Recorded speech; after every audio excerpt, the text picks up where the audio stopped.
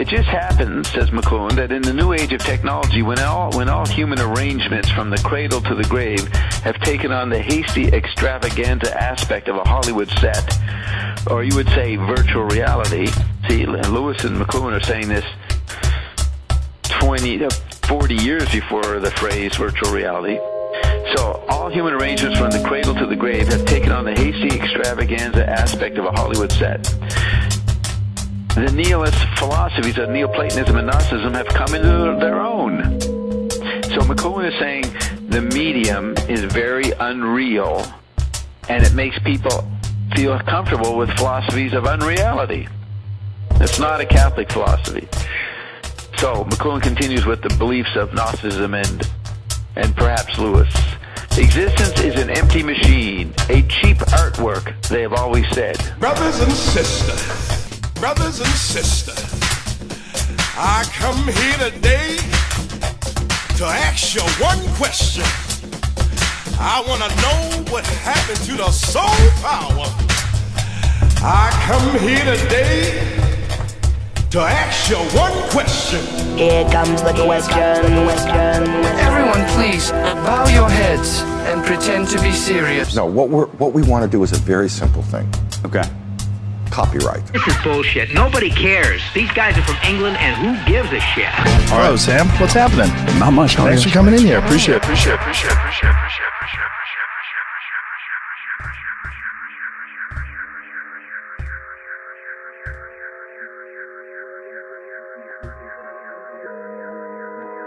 National level and the international level. I'm the chair of the IP subcommittee of the Judiciary Committee. In June and July, we will be having hearings on the impact of AI on patents and copyrights. You can already tell from the questions of others, there will be a lot of interest. I look forward to following up with you about that topic. I know, Mr. Chairman. I look forward to helping as much as possible. Thank you very much. Thanks, Senator Coons. Senator Kennedy. Thank you all for being here. Permit me to share with you 3 hypotheses that I would like you to assume for the moment to be true. Hypothesis number 1, many members of Congress do not understand artificial intelligence.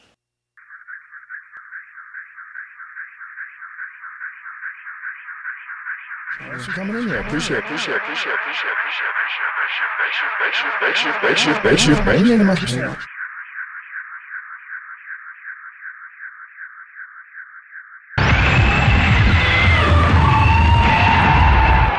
Thank you very much.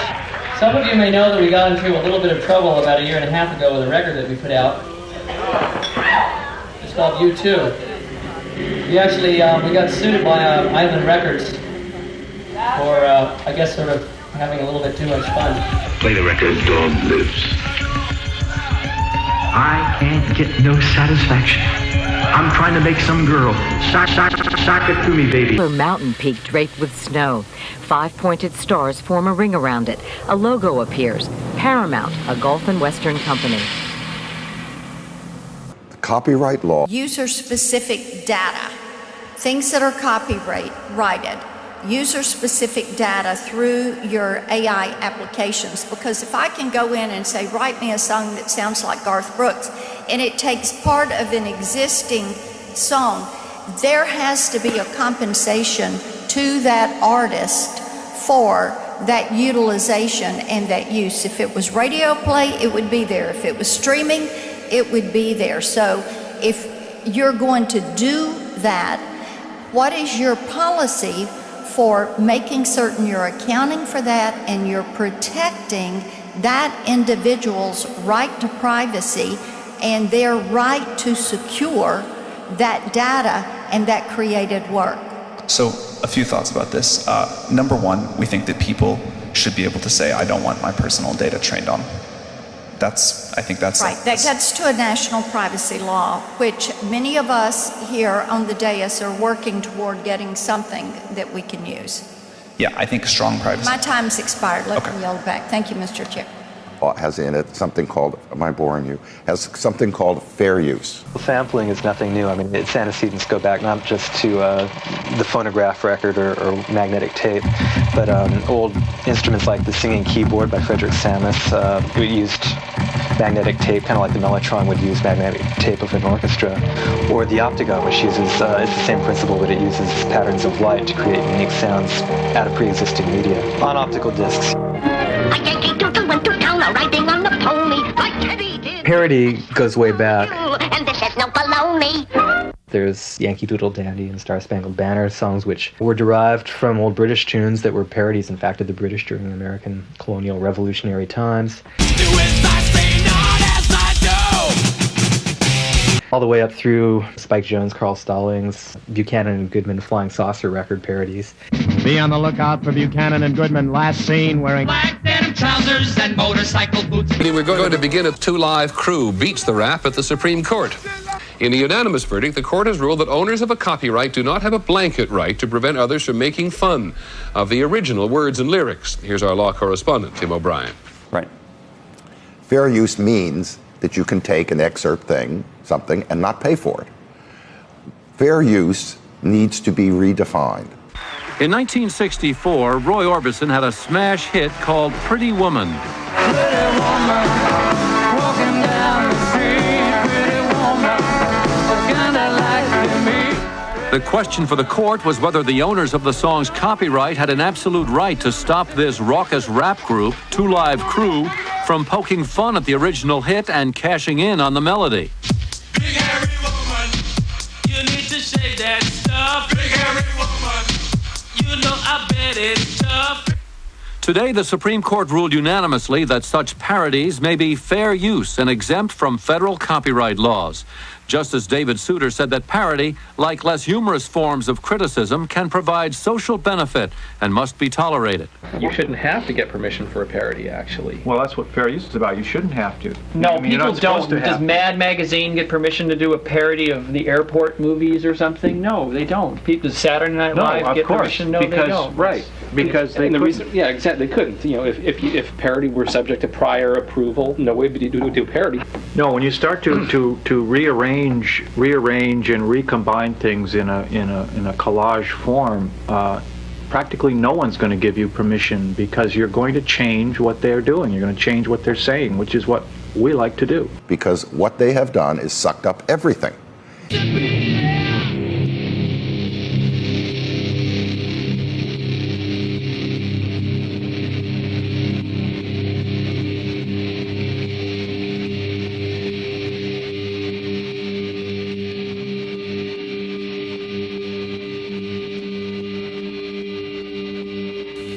So one day he told his professors at Stanford, I'm going to download the internet. And then I'm going to figure out a better way to search. And they laughed at him. You're going to do what? You're going to download the internet? He did it.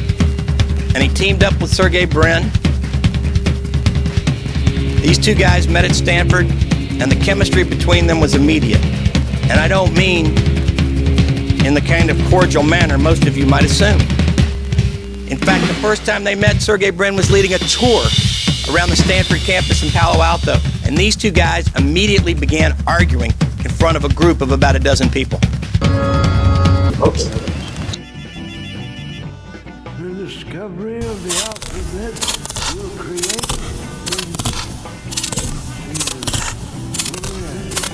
forgetfulness in learners' souls, because they will not use their memory.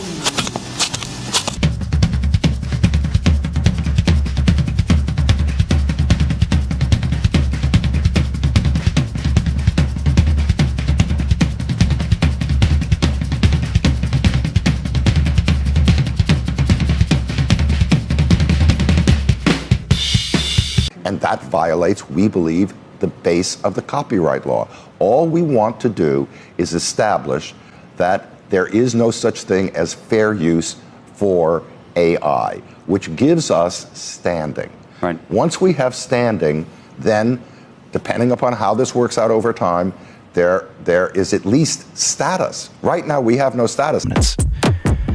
And technologically speaking, a residuals program like this would be a tall order.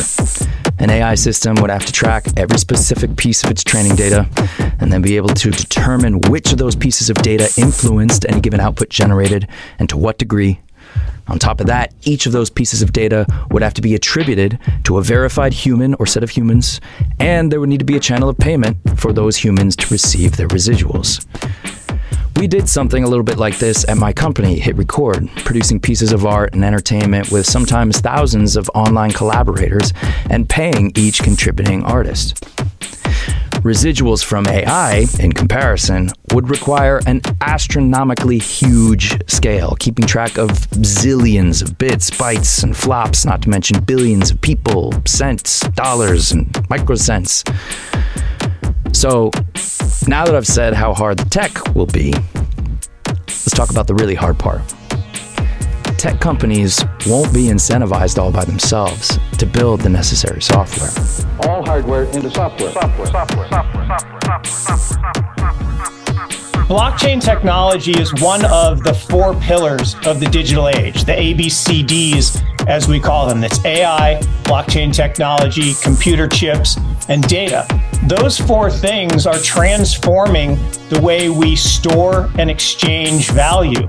The same way that media was completely disrupted by the internet and the value of the biggest media assets went to new assets, the same thing's happening in financial services.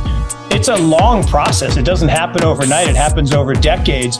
But every stock, every bond, every currency, every commodity, every piece of art, every private business, every piece of real estate will eventually be a token on a blockchain, an entry on a ledger, permanent and immutable. We will have truth instead of trust, and we will save over $7 trillion a year. 6 to 8% of global GDP is wasted by the friction of the trust industry that's necessary when you have dual entry accounting. With triple entry accounting, which is what a blockchain is, we get rid of all of that friction. It's a beautiful future. They got all our stuff. How do you Now, do it? most companies have now said, as we have, our Dotdash Meredith, which is the largest publisher, we've said, you can't do this anymore. And they won't from now on, but they got all the old stuff. Yeah, do they have to pay you for this? You are all bowing for ya. Don't worry. I mean, if I owned a copyright on the Bible, I wouldn't sell it to random. All rights reserved. Protected by an electric fence and copyright control. Protected under copyright. All rights reserved. That's copyright infringement. So, if in fact, if you violate the copyright law, like you write something, you make something, and somebody takes it, literally appropriates it, we believe that is simple wrong. Okay, so that's in the copyright law. Once you get that, then at least you have standing. That's all we want to achieve. But do they have to pay you for that, or how do you make the AI? Well, let me ask you a question. If you have a copyright on something, but what's there's some kind of exchange. Now, right now, all these conversations that we're having and others are having with all of the chatters, they say, yeah, we're happy to make arrangements. Then what % of zero would you like? Oklahoma accent, so she talks like this, you know. We love her, but They're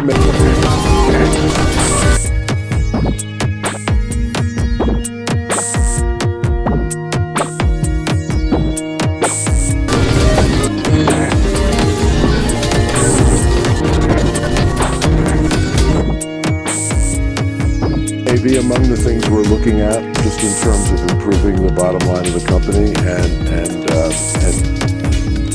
basically managing a business to maximum results. One possibility is that we do some licensing.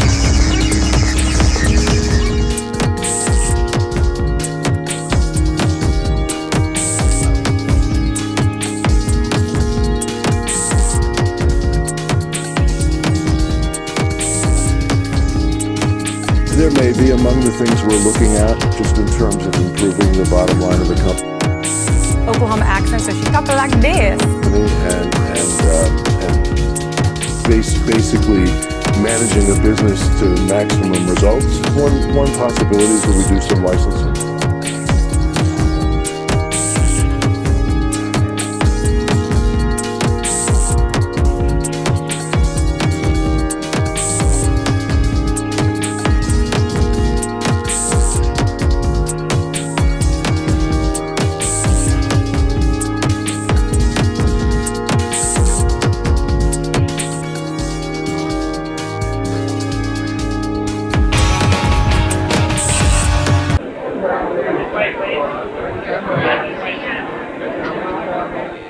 Yes. Peter's a fine name. What do you want for Christmas, Peter? I want to find it just like the big ones, only smaller. It has a rose. It's got 12 at one, and I won't do it in the house. I'll only do it in the backyard. I promise. Macy's ain't got me. Nobody's got me. Well, Peter, I can tell you're a good boy. You'll get your fire engine. Oh, thank you very much. You see? I told you he'd get me one. That's fine. That's just dandy. Listen, you wait over there. Mama wants to thank Santa Claus, too. Listen, what's the matter with you? Don't you understand English? I tell you, Macy's ain't got me. Nobody's got me. I've been all over. My feet are killing me. Fine thing, promising the kid. Now, you don't think I would have said that unless I was sure, do you? You can get those fire engines at Schoenfeld's on Lexington Avenue. Only $8.50, a wonderful bargain. Schoenfeld? I don't get it. Oh, I keep track of the toy market pretty closely. Does that surprise you, sir? Surprise me. Macy's sending people to other stores. You kidding me? Well, the only important thing is to make the children happy. And whether Macy or somebody else sells the toy doesn't make any difference. Don't you feel that way? Huh? Oh, me? Oh, yeah, sure. Only I didn't know Macy's did. Well, as long as I'm here, they do. Let's talk about corporate influence in the media. And before I do, I am very aware that we're extremely lucky here on HBO. We don't have advertisers.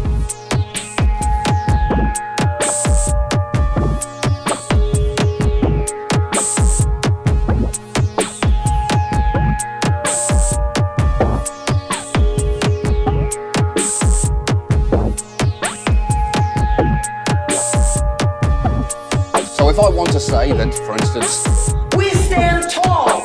You have to wake up and smell the coffin. Systems and basically create more robust systems.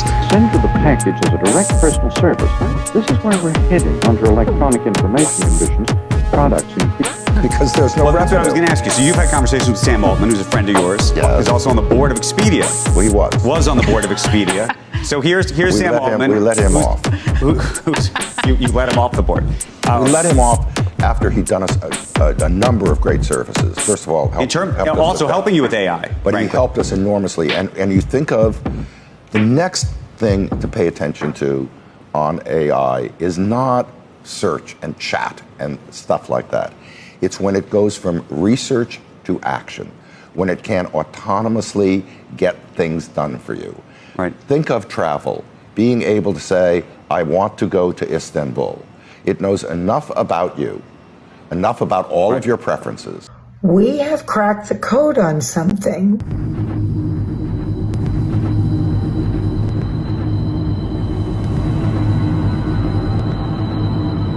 Lewis makes great and grim comedy of the horror of spirit shackled to the dying animal or human body. His own point of view in comedy is expressed as opposite to Henry Bergson's when Lewis says that laughter results from the spectacle of things, that is, persons trying to behave as though they were alive. Bergson found the key to laughter in persons which deforms the lineaments of the face and makes men look like monkeys. Monkeys do not laugh. Laughter is particular to man. As a sin. Behaving as though they were things.